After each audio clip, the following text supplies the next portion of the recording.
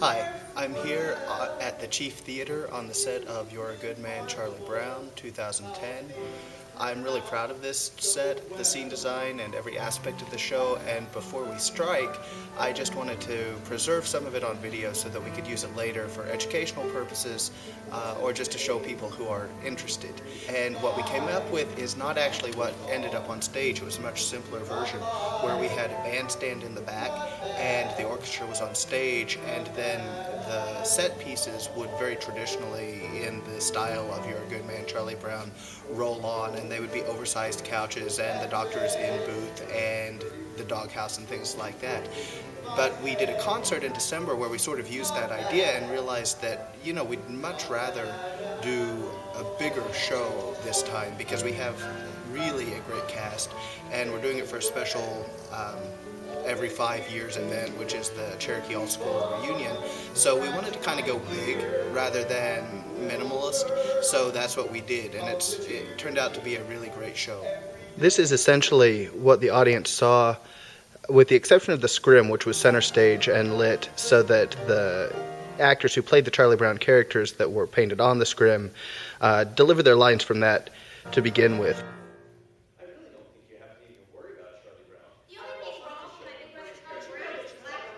But then the curtain opened, and this is what they saw. We'll start with Charlie Brown's bedroom, where he begins and ends Act 1. And then each character, we decided, should have their own space. We're trying to evoke the idea of the comic strip itself with the panels that would be each character's kind of home base, but we also wanted it to be a fun sort of playground idea, so we added the slide on stage left and the fireman's pole, which is a little difficult to see there, but the fireman's pole there on stage right. That served the purpose of evoking the idea of a playground, but also it gave the actors a means of escape onto the stage much faster than had we had stairs coming off or had they gone off stage to the stairs behind the set. Over here is the kite-eating tree, which was last minute, and it sort of looks like it. Charlie Brown's room, we wanted it to come out into the audience and sort of be Charlie Brown, the experience. So we have a bed, which we constructed with a wall there, which is a closet for Charlie Brown. And then we decided it might be fun to paint the Charlie Brown shirt on his wall as if that's his wallpaper. And then we carried the idea to the mailbox, obviously.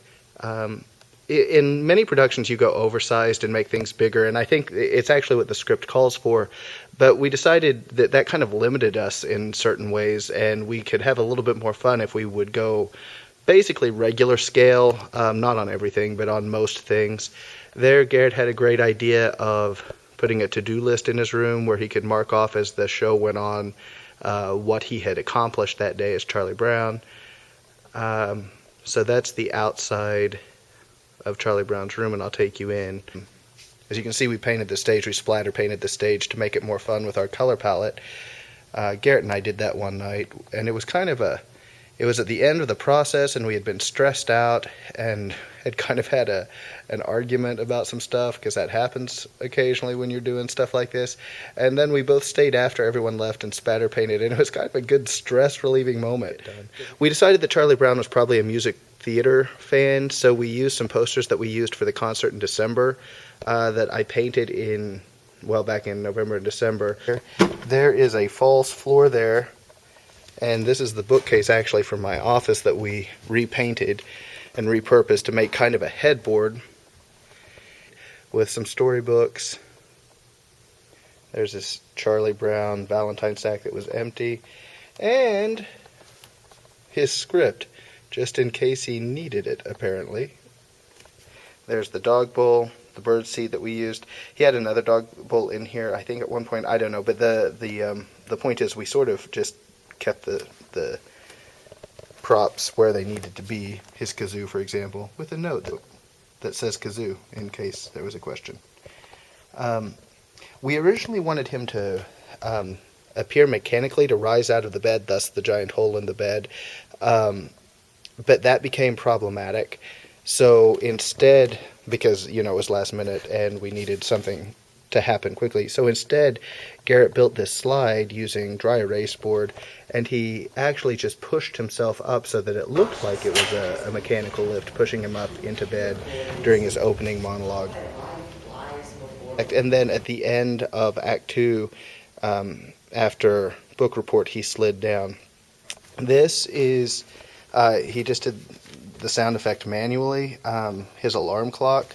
So his hand was back here, and pretty simple stuff. Now the way he entered his room, because we didn't want the audience to see him enter, so we built this false wall that comes out in front of the proscenium, and he just walks back here and into his closet where he had multiple Charlie Brown shirts, and crawled underneath into that hole, and then down and up the lip. That is the stage left kite eating tree. And then this is actually the tree, the kite that we used for the song The Kite, and it goes up. I don't know if I can get that. Yeah, you can see the string that we used to sort of make it fly. Dakota West was up in the catwalk making it fly for us. So that was one of our cool special effects. So each character had their own room. This was Peppermint Patty's, which I probably shouldn't talk about because we added her kind of illegally. She's not actually in the revised version. So, but we needed to add her, so we did. And she's a sports fan, so we kind of went with OSU colors. In her room, she has a skee ball table. You know, a lot of sports paraphernalia. This is Lucy's room. Lucy's a little bit of a diva, a little bit of a princess, so that's the theme we went with.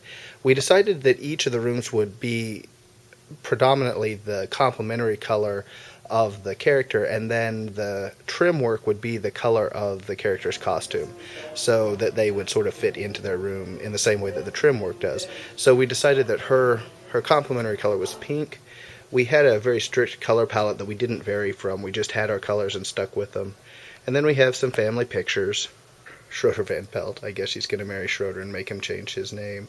And then she did a to-do list as well. That was not only for character development, but I think to help them stay on track in terms of what was happening next in the show. It was, even for me, a difficult I blocked every bit of it and then choreographed it and was in it, and still it was difficult for me to keep on track in terms of what came next. I think partly because it's not a linear plot, so you just kind of have scenes. This is the base for the fireman's pole, which was Linus's main means of escape. And then we decided to mask that Lucy's exit. We originally had a white wall there that didn't work, and so we went and got a brick wall to evoke the idea of the wall. We didn't have it anywhere else in our production, but it's sort of famous from Charlie Brown. So we put it there to evoke that idea, and then sort of graffitied "The Great Pumpkin Lives," just to reference that, because it's not referenced in the show. So, prop table here that you can't see, it's too dark. Going up the steps now. And of course, we have our blue lights back here so that the cast can see during the show. Backstage. Then here we have, obviously, notes to help the cast stay on track. This was a pretty cool idea. For our paneling, we just used dry erase board so that we could write notes if we needed to. Here's this sort of back hallway that leads first to Linus's room. And we have a trunk. We stole this trunk actually from our set for Sweeney Todd and just refashioned it. This was the set the trunk that Pirelli escapes from, goes into when he's killed. Obviously his dominant color is blue and his accent color is red, but then we tried to keep it unified, so we tried to have a little bit of all the other colors in our set here, so he has some notes. So then we go into Sally's room, which is sort of all the rooms, the one that turned out the least like I originally wanted it. the back wall is yellow with pink spots, obviously, and we made this nice white vanity that's cool. These walls originally had, we're going to have there's an announcement. Originally had graphics on them so that you had like half of Mount Rushmore here and then half of Mount Rushmore here, and they would close and then come together. And then we were going to do the same thing with like the teachers' legs and things like that. And then ultimately it was sort of too tough for our 7th grade wood stocks to handle, so we had to come up with some other options. So sort of at the last minute we just painted them yellow and went on. And then we have Schroeder's room. I really like Schroeder's room. The piano is pretty simple. There are actually lights in the piano. Anyway, you have his Valentine sack, Schroeder. It says "I don't love Lucy" on the other side. That is not Beethoven, that's Shakespeare, but we were sort of counting on our audience not knowing that.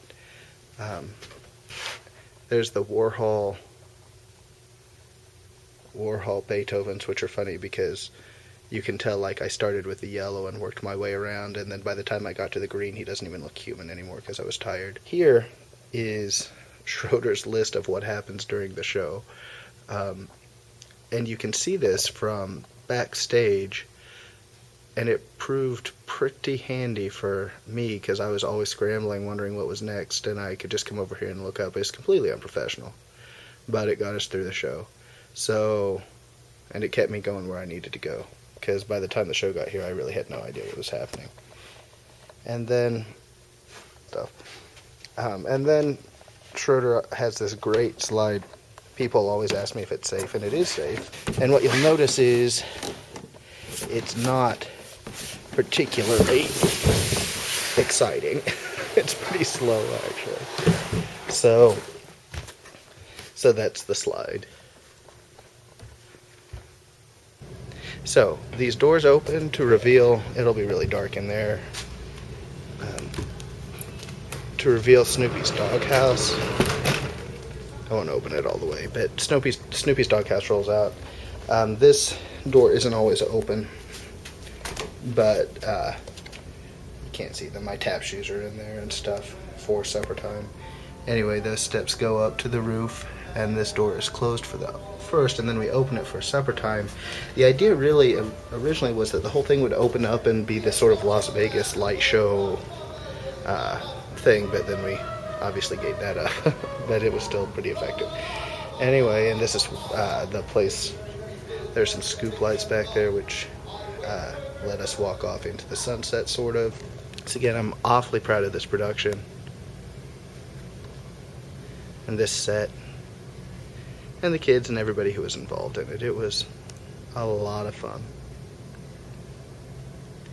So,